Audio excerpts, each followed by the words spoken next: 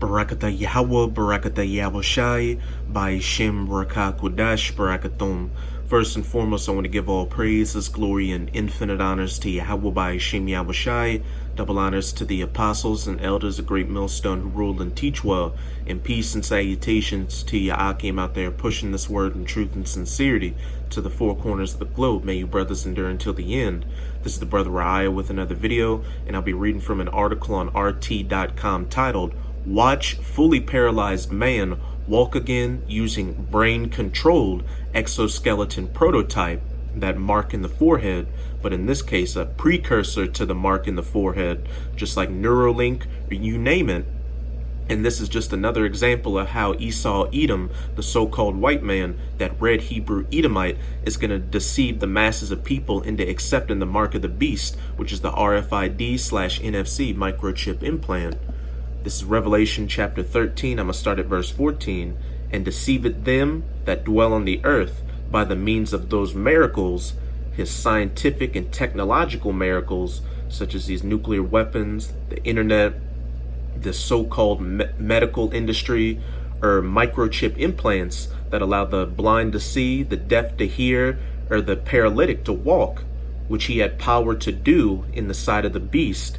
Esau Edom's political, financial, and military system, that EU-NATO alliance which the US is a part of, that reincarnated Roman Empire, the last leg of the fourth beast, saying to them that dwell on the earth, these other heathen nations, that they should make an image to the beast, which had the wound by a sword and did live.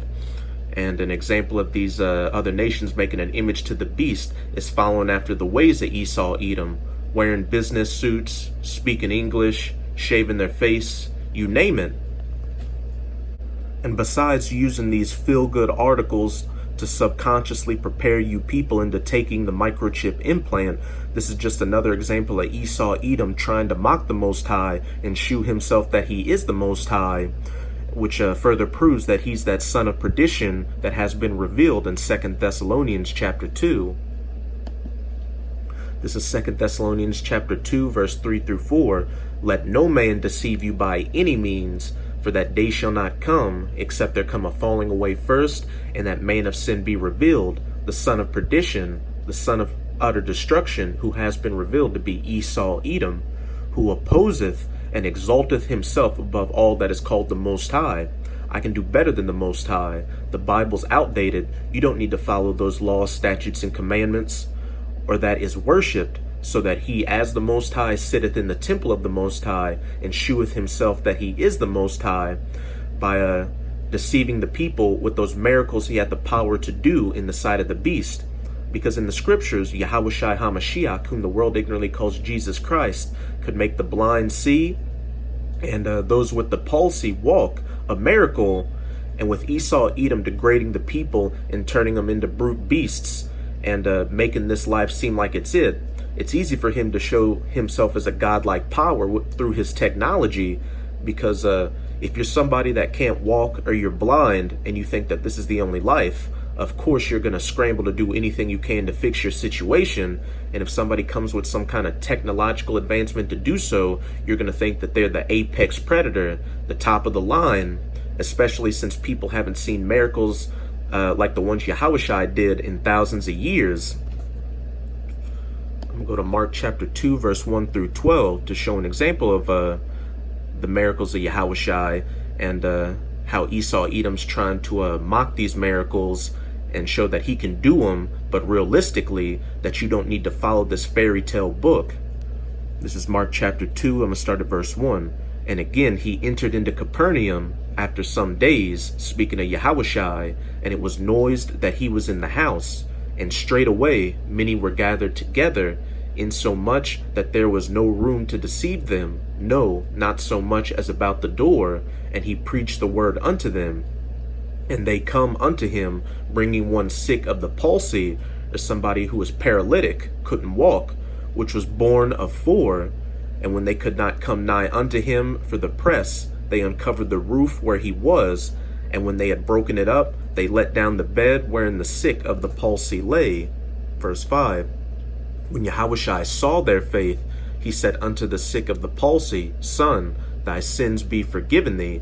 And this is only speaking of Israelites, or you so-called Negroes, Latinos, and Native Americans. Yahushua only came back to save the nation of Israel. Go to Matthew 1 verse 21. But there was certain of the scribes sitting there and reasoning in their hearts or their minds, why doth this man thus speak blasphemies? Who can forgive sins but the Most High only? And immediately when Yahushua perceived in his spirit that they so reasoned within themselves, he said unto them, why reason ye these things in your hearts? Whether is it easier to say to the sick of the palsy, thy sins be forgiven thee, or to say, arise and take up thy bed and walk? But that ye may know that the Son of Man hath power on earth to forgive sins, he saith to the sick of the palsy, I say unto thee, arise and take up thy bed and go thy way into thine house. And immediately he arose, took up the bed, and went forth before them all, insomuch that they were all amazed and glorified the Most High, saying, we never saw it on this fashion. Back in that article on RT America, watch fully paralyzed man, one with the palsy, walk again using brain-controlled exoskeleton prototype, a technological miracle Esau Edom is used to deceive the people in the sight of the beast. And unless that day come that the man of sin be revealed, the son of perdition. A French man, paralyzed from the shoulders down, is again walking tall thanks to incredible advances or miracles in neuroscience, using a cutting-edge robotic exoskeleton controlled by brain power alone to begin regaining his mobility. The 28-year-old quadriplegic, identified only as Thibault, has spent the last 2 years testing the high-tech suit at the Clinitech Research Center in Grenoble, France, which has allowed him to get back on his feet after a severe accident in 2015 left his spinal cord severed. The Clinitech Center showed off some of its breakthroughs on Friday in new video footage, demonstrating how the futuristic technology works in action. And I'm going to play this video. I'm going to play it without the sound because it has some music which may be copyrighted, and Esau Edom's doing anything he can to keep this word from going out now. Brain signals from this tetraplegic patient are starting and stopping a walking exoskeleton. Here's how it works. 2 wireless sensors are implanted in the brain over the areas that control movement. You'll have some people out there that'll say, oh, that's not a microchip implant. Well, this is just an example of, again, Esau Edom subconsciously preparing you people to accept this technology, because when you see stuff like this, when he rolls out with the brain chip implants that can do it and that are easily able to be implanted, you'll remember, oh, I saw them working on this technology before. It's not like they just came out of the blue with it. And as I've said in previous videos, they've had implantable chips that they put in people's bodies since like the 50s and 60s. There was a special forces operator in Vietnam who said his body was full of microchip implants that allowed his handlers to control him like a remote control toy. And ultimately, that's what Esau Edom would like to do, have people filled with bionic enhancements and microchip implants, so that if they wanted to buck up to a system, he could turn off the chip or control their body. A perfect example is that movie Upgrade.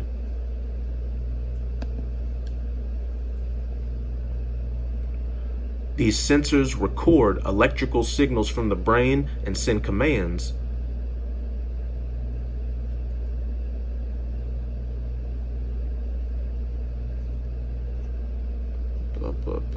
Get to the good stuff.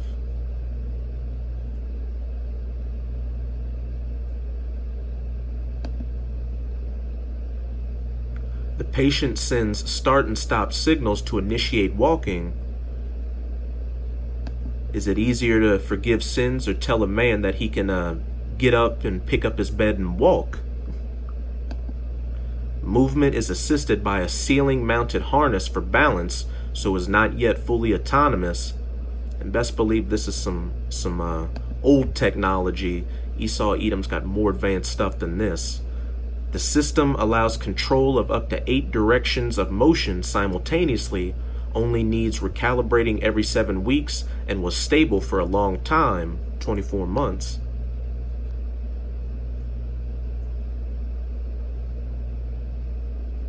This could eventually allow patients to steal their wheelchairs with brain activity alone. I like this right here.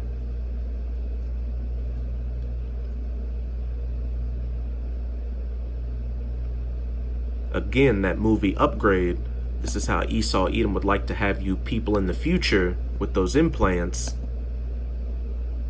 A remote-controlled toy. Before the test began, Thibault had 2 brain implants installed in order to transmit a signal and practice movements on virtual simulators, which helped to decode his brainwaves and generate an algorithm for the robotic suit. Since starting real trials with the exoskeleton, he has been able to walk more than 100 meters in total. And this next sentence really caught my attention. This isn't about turning man into machine, but about responding to a medical problem. Alim Louis Banabid, co-author of the new study on the exoskeleton published in the Lancet Neurology Journal, told Reuters, "We're talking about repaired man, not augmented man." And to the average person out here, when they would see something like this, they would think, oh, that's a medical breakthrough. That's a medical miracle. I'm glad that that paralytic man is having a chance to walk again. The first thing that wouldn't come to their mind is some kind of transhumanist agenda. This is just an example of Esau Edom's tongue falling upon himself, because in the end, it's all about this transhuman agenda, merging men with machines. That's pretty much it with this article. As you can see, we're getting closer and closer to the mandatory implementation of the mark of the beast. Just about every day in the news, you're hearing about bionic enhancements like this, a cashless society, or the microchip implant making life more convenient in countries like Sweden, for example. I'm going to go back to Revelation chapter 13. I'm going to jump to verse 16. And he causeth all, that he being the elites of the Edomites, like the Rothschilds or the Rockefellers, both small and great, rich and poor, free and bond, to receive a mark, the microchip implant, in their right hand or in their foreheads, and that no man might buy or sell, or that a paralytic may walk again, save he that had the mark, or the name of the beast, or the number of his name. And when this chip is mandatorily implemented, you won't be able to do anything in society without it. You'll be a social pariah. And also, you will be faced with death for not taking the microchip implant. But you sincere Akim should know by now not to take the microchip implant. If it's your lot to be put to death for not taking it, then so be it. Because even if you do take it, you'll be put to death anyway. I'm going to close it out in Revelation chapter 14, verse 9 through 10. And the third angel followed them, saying with a loud voice, If any man worship the beast and his image, Esau Edom's political, financial, military system, that reincarnated Roman Empire, that EU NATO alliance which the US is a part of, and receive his mark in his forehead or in his hand, the same shall drink of the wine of the wrath of the Most High, which is poured out without mixture into the cup of his indignation, and he shall be tormented with fire and brimstone, those nuclear missiles, as well as the laser beam from the chariot of the Most High, which people ignorantly refer to as so-called UFOs, in the presence of the holy angels and in the presence of the Lamb, Yahushua HaMashiach, again whom the world ignorantly calls Jesus Christ. So with this video, I hope you sincere Akim were edified.